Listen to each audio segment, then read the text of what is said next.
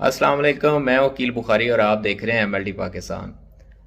आज की वीडियो के अंदर मैं आपको बताऊंगा कि जब आप ब्लड डोनेट करते हैं तो ब्लड देते साथ ही आपको कौन सी हदायत पे अमल करना चाहिए। जैसे ही आप ब्लड देते हैं तो अगले 24 घंटों में आपको दूध, पानी और जूस का इस्तेमाल ज़्यादा से ज़्यादा करना चाहिए। आइंदा 24 घंटे आपको भाग दौड़ और एक्सरसाइज वाली जो काम है वो कम से कम करने चाहिए।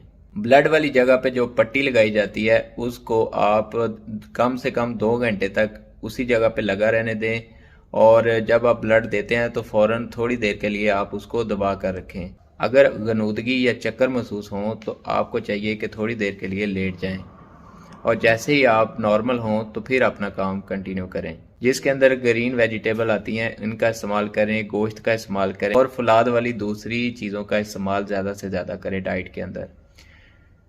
तो उम्मीद करता हूँ कि ये छोटी सी इन्फॉर्मेशन आपके काम आएगी। चैनल को कर लीजिए सब्सक्राइब अगर आप चैनल पर नए हैं। अपना ढेर सारा ख्याल रखिएगा। Take care. अल्लाह हाफिज़।